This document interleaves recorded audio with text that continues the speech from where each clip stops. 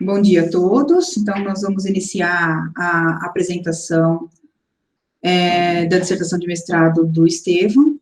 Então, Estevão, na hora que você quiser, pode compartilhar a sua tela e iniciar a sua apresentação, tá bom? Eu vou desativar o meu microfone para não ter nenhuma interferência. Tá todo mundo me ouvindo?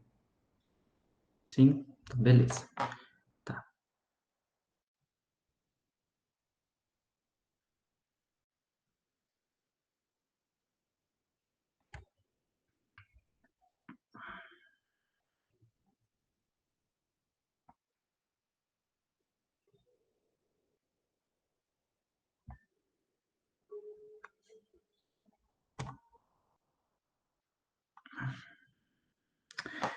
Pessoal, eu acho que já está rolando aí minha tela para vocês, né?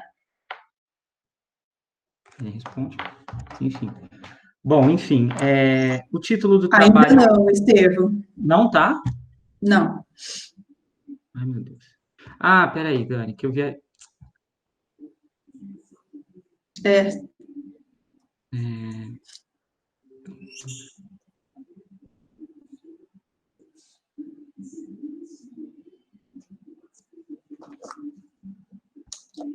Agora eu acho que sim. sim, agora sim. Ah, então tá, beleza, menos mal. Então tá, gente. Primeiro eu queria agradecer todo mundo que está aqui, veio acompanhar a apresentação, e dizer que eu estou muito feliz de estar finalizando o trabalho e, bom, enfim, é isso. Eu acho que depois eu posso falar mais no final, agradecer a todo mundo que me ajudou na pesquisa.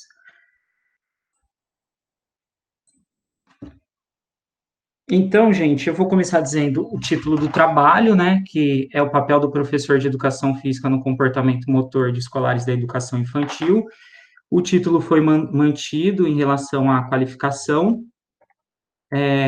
Nessa introdução, a gente fala um pouco sobre o que foi fundamentando o nosso trabalho e o motivo de a gente ter escolhido esse tema. E aí eu vou trazendo algumas informações, tá? Então, eu tenho que a educação física ela é componente curricular obrigatório, e aí esse ensino obrigatório corresponde à pré-escola, ao ensino fundamental e ao ensino médio. Então, nesses três níveis da educação, a educação física tem que estar sendo contemplada.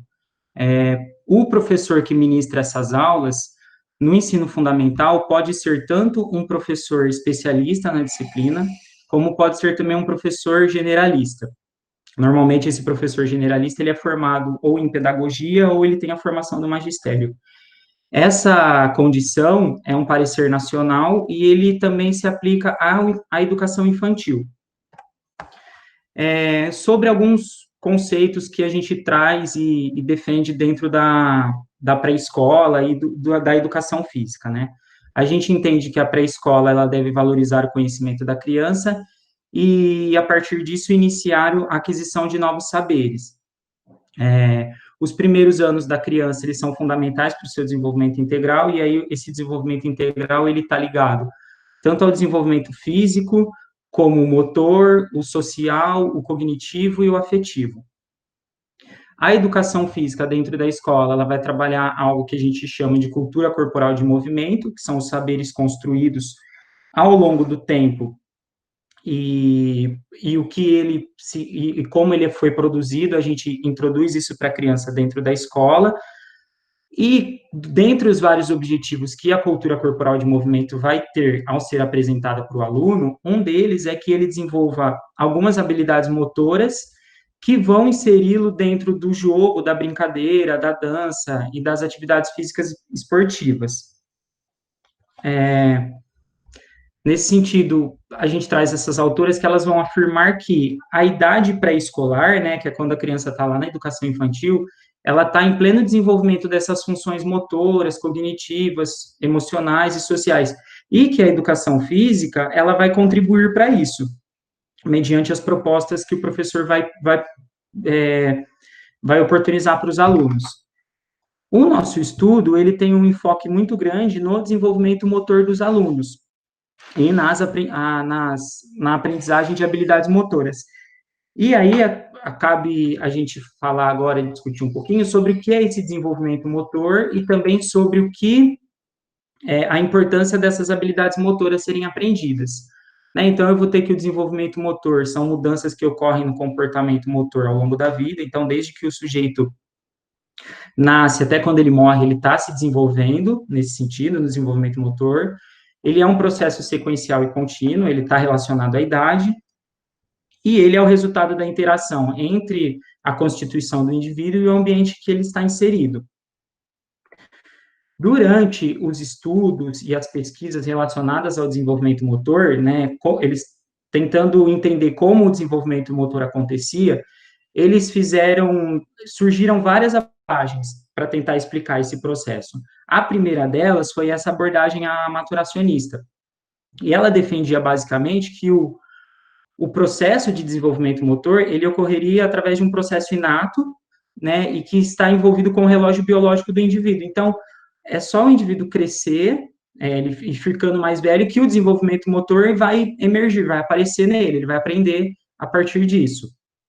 Atualmente, a gente já entende de uma forma diferente, né? A gente entende a teoria dos sistemas dinâmicos, ela vai pensar que o desenvolvimento motor do indivíduo, ele vai emergir a partir de diferentes fatores, e aí entre eles a gente cita o organismo, né, os três fatores, é o organismo, o ambiente e a tarefa. A interação desses três fatores vão propiciar o desenvolvimento motor da pessoa, e esses três fatores a gente denomina de restrição. Essa restrição, né, no organismo, no ambiente, na tarefa, pode ser tanto positiva como negativa. Então, ela pode tanto auxiliá-lo no desenvolvimento motor, como pode prejudicá-lo. Nessa imagem, eu tentei sintetizar mais ou menos a teoria dos sistemas dinâmicos, né? Então, eu tenho a biologia do indivíduo, né, está representada no neurônio, o ambiente em que a pessoa está inserida, e a tarefa eu tentei representar através de um professor, que estaria introduzindo nele atividades ou instruções determinadas, enfim. A ideia de que esses três fatores juntos e interagindo entre si vão condicionar o sujeito a desenvolver as habilidades motoras e ter o seu desenvolvimento motor. Por isso que eu pus embaixo as pessoas realizando ações motoras.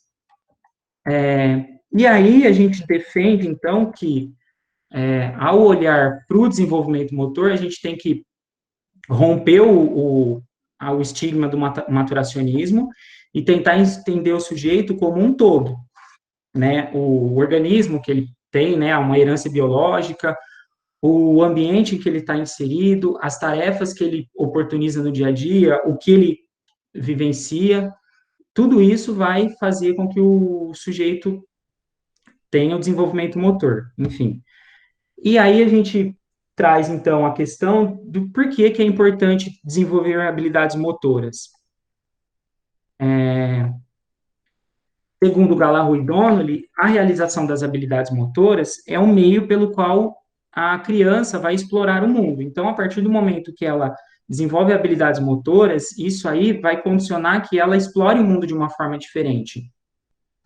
E aí, nesse sentido, o não desenvolver habilidades motoras priva as pessoas de diversas experiências que elas poderiam ter ao longo da vida.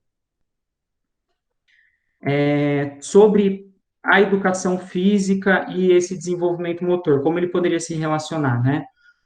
Os autores vão apontar que as habilidades motoras devem ser o objetivo da educação física para as crianças na educação infantil e no ensino fundamental. Dávila e Silva vão afirmar que ela é de extrema importância, a educação física é de extrema importância para que a criança construa um repertório motor, que posteriormente será refinado, e aí vai introduzir a criança no esporte, na dança, na ginástica, nas lutas. E a autora Clark, ela vai afirmar que a gente, os professores de educação física, a gente deve combater o mito da maturação e ensinar as habilidades motoras desde a educação infantil, né, desde a primeira infância.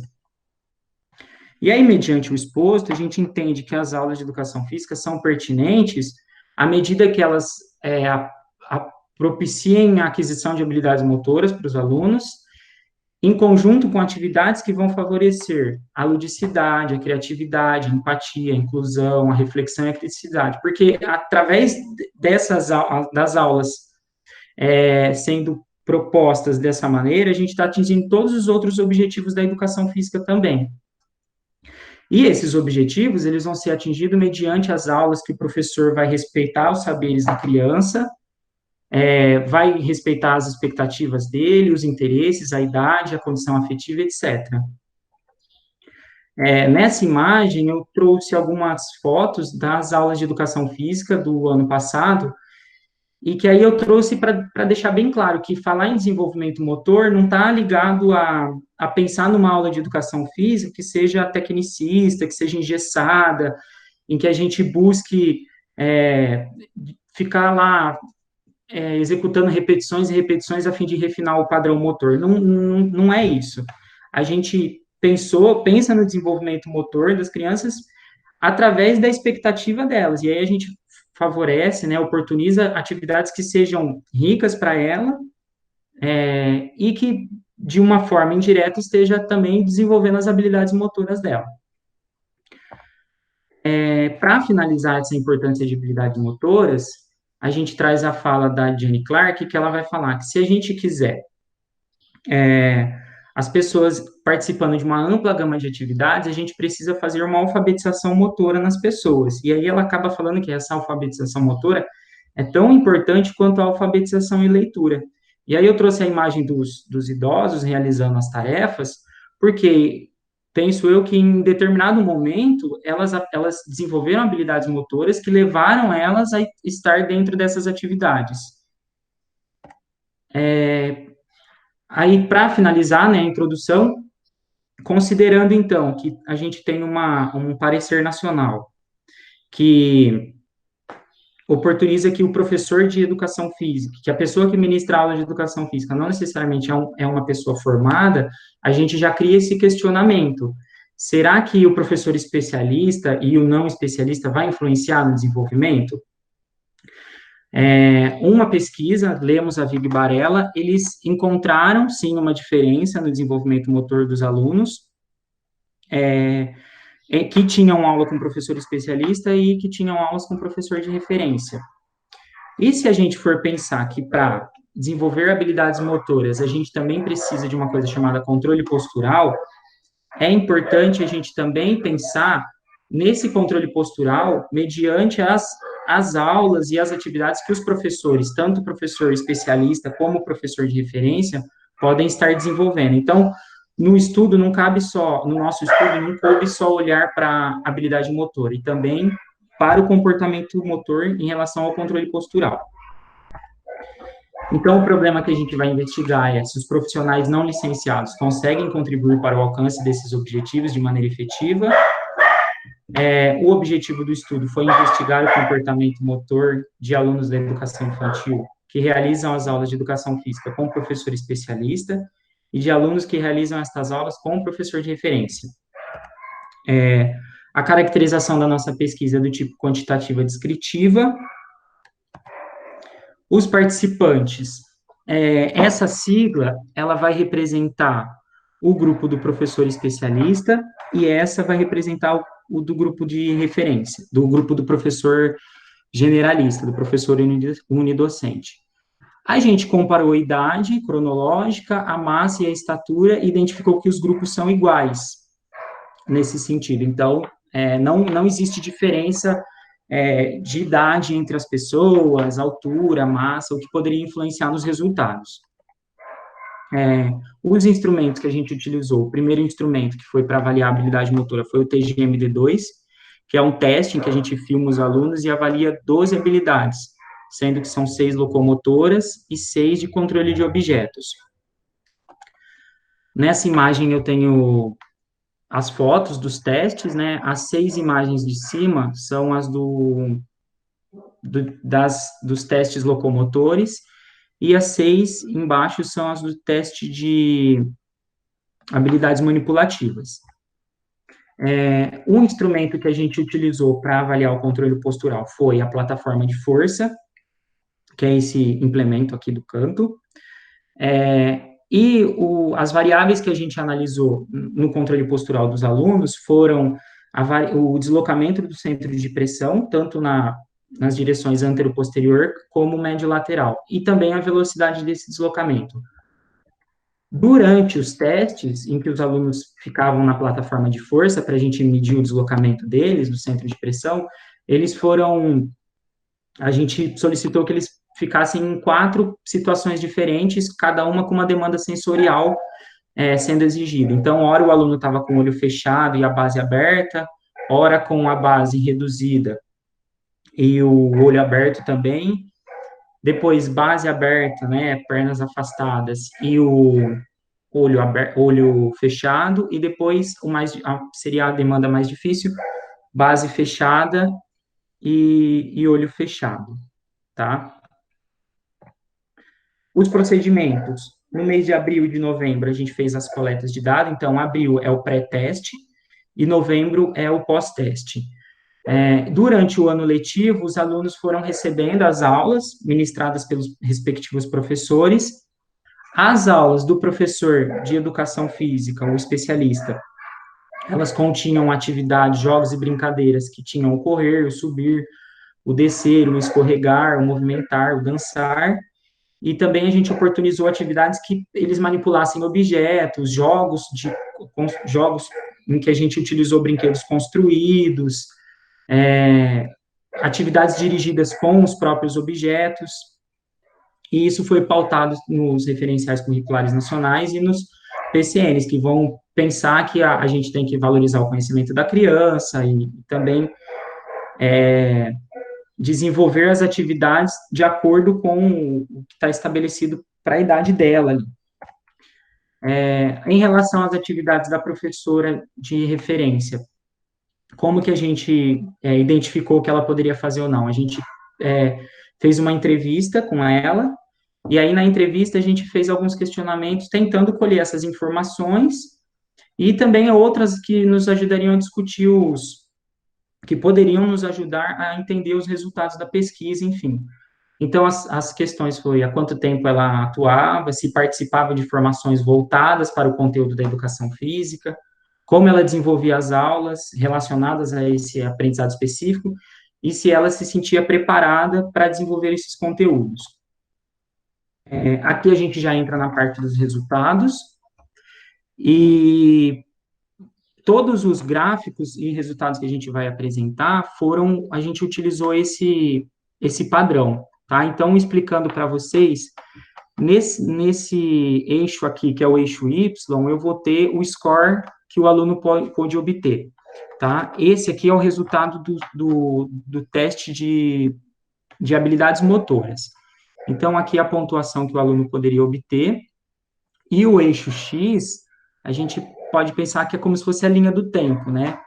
E, então, vai indicar o pré e o pós-teste para os 2 grupos. E os grupos vão estar representados nessas caixas. A caixa branca representa o grupo do professor de referência, e a caixa pontilhada, o professor especialista. Olhando para o resultado do score bruto total, quando olhou tanto a habilidade locomotora como manipulativa, a gente identificou que só o grupo do professor especialista obteve avanço, um aumento significativo, tá? Então, a gente observa, sempre que tiver o asterisco, vai ter interação entre os resultados. Então, eles estavam aqui no pré-teste, e no pós-teste eles aumentaram significativamente, diferentemente do outro grupo. Olhando para, quando a gente divide o teste de habilidades motoras em subtestes, primeiro a gente vai apresentar o locomotor, e a gente identifica que os 2 grupos aumentaram a pontuação, tá? Então, aqui eles estavam no pré, o grupo de referência, e aqui no pós. O grupo do professor especialista também aumentou, do pré para o pós. Comparando com a idade motora equivalente, que é uma idade que a gente espera que o aluno possua aquela habilidade motora de acordo com a idade, a gente identificou que, no subteste locomotor, o grupo do professor especialista tinha uma idade motora equivalente superior à do grupo do professor de referência. E depois a gente pode discutir isso mais lá na frente, na discussão do trabalho. Olhando para os resultados do controle de objetos, a gente observa que só o grupo do professor especialista aumentou o score bruto, o score, né, nesse objetivo do controle de objetos. Então, eles estavam aqui, e no segundo momento eles aumentaram, enquanto o grupo do professor de referência se manteve. Comparando com a idade motora equivalente também, houve um aumento da idade motora equivalente apenas para o grupo do professor especialista, e aí está identificado aqui. Os resultados do controle postural. A gente avaliou, então, o deslocamento do centro de pressão dos alunos, tanto na posição antero-posterior como médio-lateral. O resultado da velocidade não teve diferença. O que teve diferença foi em relação ao deslocamento do centro de pressão. Essa variável que a gente analisou e encontrou diferenças. Então, a gente teve que, no primeiro momento, o grupo do professor de referência tinha uma maior variabilidade do centro de pressão, de deslocamento, e no segundo momento, eles diminuíram, teve uma menor variabilidade. O grupo do professor de referência aumentou. No começo, eles tiveram um menor deslocamento, e no segundo teste, eles aumentaram. Desse lado, eu vou ter o deslocamento na posição antero-posterior, e nesse lado, eu vou ter o deslocamento na posição médio-lateral. Tá? E a gente observa também que houve aumento, e aqui também houve uma pequena diminuição. Então, vamos entrar na discussão do trabalho, dos resultados. O objetivo do estudo foi investigar o desenvolvimento motor de escolares da educação infantil que realizam as aulas de educação física com um professor especialista e de alunos que realizam essas mesmas aulas com um professor de referência, uma pessoa que não é formada em educação física. De modo geral, os resultados revelaram que houve, sim, uma diferença no desenvolvimento motor dos grupos. Trazendo isso para a literatura, né, com relação às habilidades motoras, os resultados eles foram precisos e nos mostraram que o grupo do professor especialista teve um aumento do score bruto. Isso vai ao encontro de outros estudos que também tiveram essa perspectiva de analisar contextos diferentes para a aprendizagem de habilidades motoras, ou ora com um professor especialista, ou com um professor de referência, ou através de abordagens pedagógicas diferentes para o ensino da habilidade motora, enfim. Os nossos resultados vão ao encontro desse estudo, que é o de Cotrino e colegas, que eles avaliaram a habilidade motora de alunos da escola pública e da escola particular, e aí eles concluíram que o contexto escolar ele pode influenciar o desenvolvimento motor nas habilidades motoras dos alunos, e esse contexto diferente que eles citam seria o quê? Na escola particular, ter um professor especialista, ter material adequado para as aulas, ter um espaço adequado, quanto na escola pública não tinha o material para todos os alunos, a aula era ministrada por uma professora de referência, uma professora que não era formada. Então, o contexto, nesse estudo, influenciou.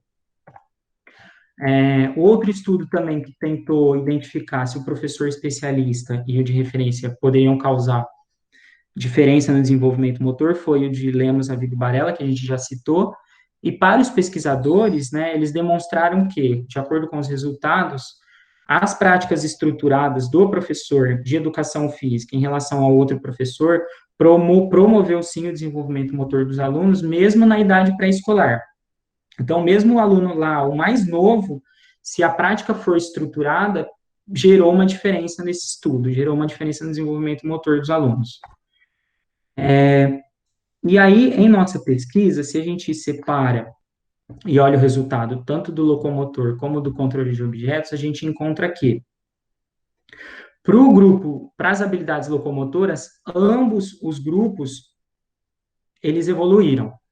Contudo, só o grupo do professor especialista teve avanço nas habilidades de controle de objetos. E aí, a gente traz outros artigos da literatura também que vão apontar isso. Esse estudo, ele analisou a prática, 3 tipos de abordagem pedagógica durante a aula. Então, um grupo recebia atividades com prática randômica, um tinha atividades com prática em blocos, e um grupo não tinha atividade estruturada, não recebia prática. E aí apontou o óbvio, né, que os grupos que tiveram as aulas estruturadas para o aprendizado da habilidade tiveram um avanço nas habilidades manipulativas, enquanto o outro grupo que não teve, não desenvolveu nada. Então, eles provam que, independente da abordagem pedagógica que você vai usar durante a aula, há diferença desde que haja uma intervenção. Esse outro estudo também analisou a diferença entre o professor especialista e o regular, e aí ele apontou que ambos os grupos avançaram nas habilidades locomotoras e nas habilidades manipulativas, porém, o grupo do professor especialista teve um avanço superior, né? No artigo ele ainda cita, teve um avanço marginal em relação às habilidades manipulativas, teve um avanço muito maior. E aí vai também mais ou menos ao encontro do nosso estudo.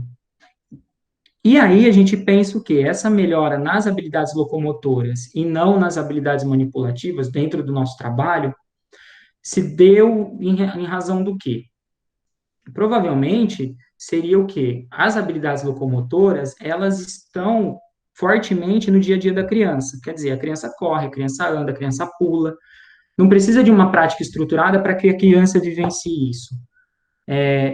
Diferente das habilidades do controle de objetos.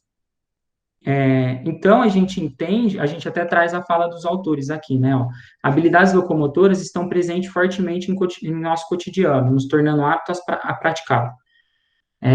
Então, a gente entende que é uma condição mais simples e propícia para o aluno desenvolver, uma vez que não necessita de um material específico ou uma intervenção mediada pelo professor. Em relação às habilidades de controle de objetos, ao contrário do que o Rodrigues e colegas fez, eles não tentaram identificar o que cada professor estava fazendo. A gente conseguiu colher essas informações, né, através da entrevista com a professora e também eu explicando o que foi desenvolvido durante o ano. E aí, olhando para os nossos resultados, a gente foi se debruçar no que a professora poderia estar fazendo durante as aulas, ou, na verdade, o que ela fez durante o ano, que poderia ter gerado esse resultado. Então, a gente foi lá para a entrevista e entendeu que, de acordo com as respostas dela, que em nenhum momento as crianças vivenciaram essas atividades de controle de objetos. Na verdade, ela utilizava a aula de educação física, ou melhor, né, o momento de movimento que era fora da sala de aula, ela utilizava para ampliar o conhecimento dos alunos que eles estavam desenvolvendo dentro da sala de aula. Então, vamos supor, as crianças estavam aprendendo cores, números, letras, orientação espacial, ela ia utilizar esse momento externo da sala de aula para ampliar esse conhecimento, através dos jogos e das atividades que ela propunha. Aqui são recortes da entrevista que eu resolvi colocar, mas é basicamente isso que eu falei, né? Eu vou lá questionar, você pode falar quais atividades você faz? E aí ela vai falar, a gente faz coisas relacionadas ao que está sendo desenvolvido na aula, e aí eu vou citando, por exemplo, cor, letra, número, ela fala, isso mesmo. Ela cita a questão da orientação espacial, né? Eu posso falar alto, baixo, você está subindo em alguma coisa, e aí ela ia estimulando os alunos nesse sentido. Então, em nenhum momento os alunos vivenciaram atividade de jogos com objetos, por exemplo, bola, corda, bambolê, taco, algum jogo em que tinha um alvo para acertar, enfim. Também questionei a professora se ela se sentia preparada para desenvolver os conteúdos da educação física, e aí ela foi clara em falar que não se sentia, e que entendia que a educação física ela tem um conhecimento muito específico, e que seria importante, sim, um professor especialista ministrar esse tipo de conhecimento.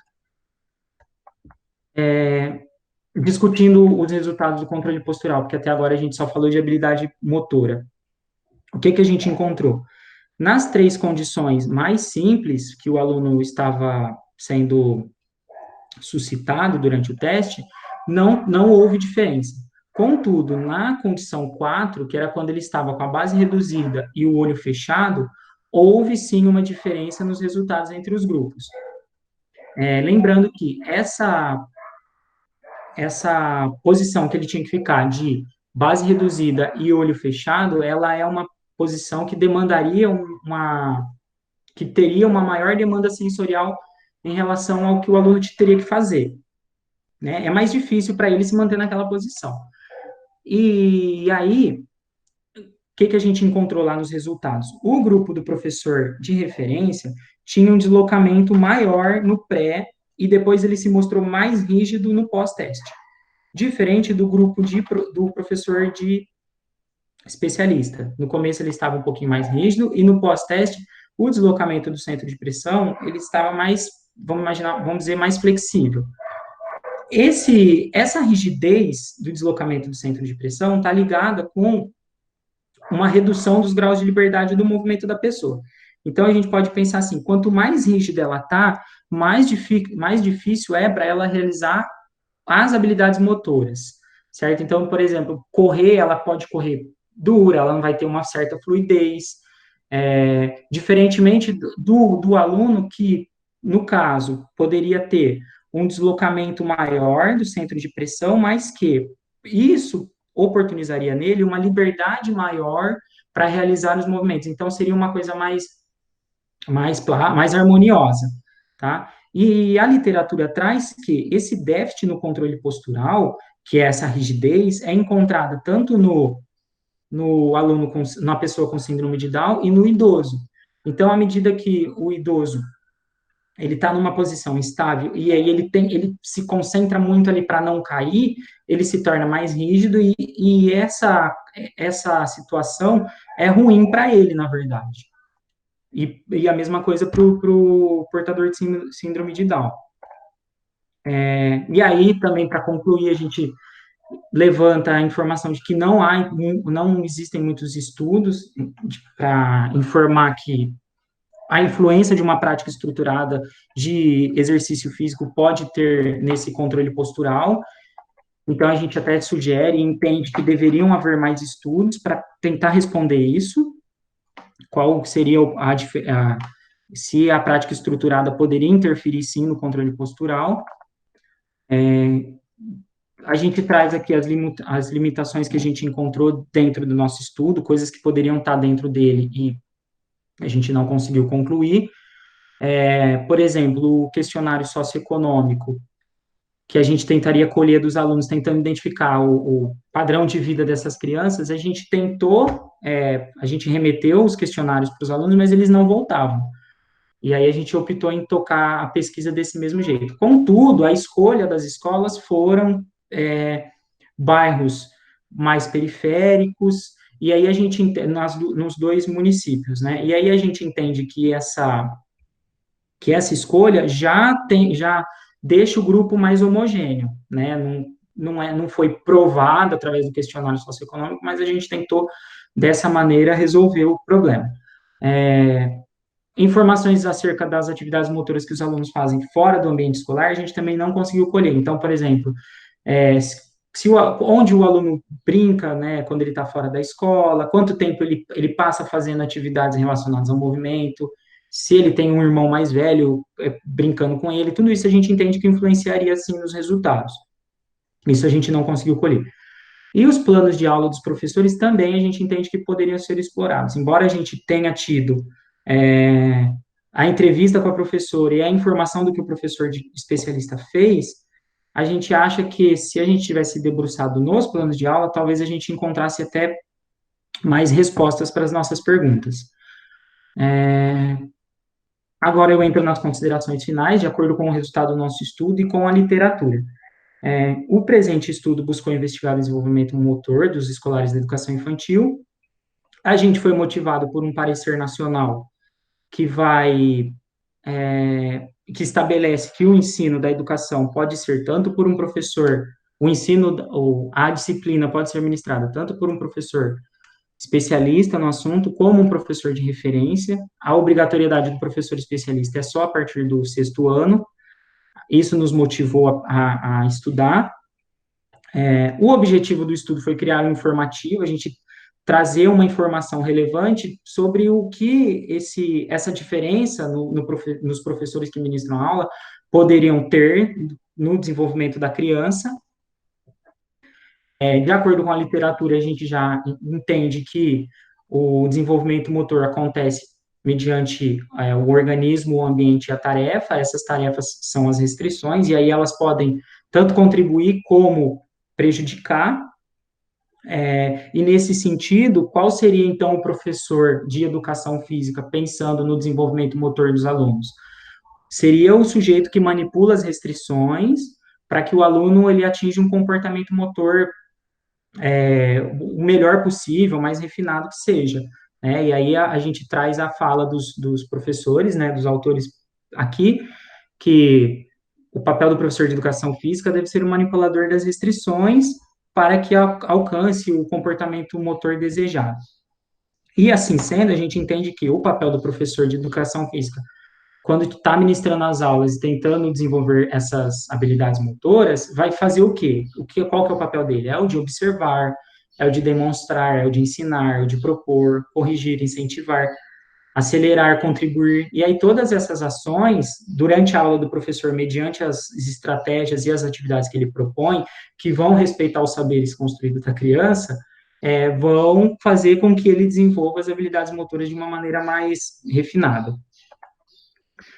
O resultado da nossa pesquisa, a gente encontrou que as habilidades locomotoras evoluíram para os dois grupos, e aí isso provavelmente é fruto de ser habilidades locomotoras estarem presentes no dia a dia da criança. As habilidades manipulativas só aumentaram no grupo do professor especialista, muito provavelmente fruto da prática estruturada que ele oferecia, diferente da professora de referência. Os resultados também apontaram uma diferença no controle postural dos alunos. E aí, dessa forma, a gente conclui que os resultados vão sugerir a necessidade de um novo parecer nacional, e aí a gente aqui até coloca no trabalho que poderia ser uma lei federal regulamentando o professor especialista desde a educação infantil, no ensino fundamental 1 e não somente no fundamental 2. É isso, gente, a conclusão do trabalho. E aqui eu queria agradecer o pessoal que me ajudou na pesquisa,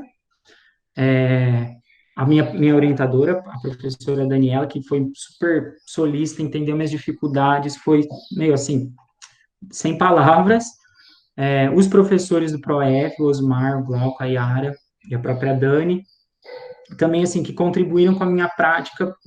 A disciplina de dança que a Yara ministrou foi muito boa, vai contribuir, está contribuindo para as minhas aulas, o que o Osmar, o Glauco propuseram também, enfim, todo mundo, gente, foi sensacional.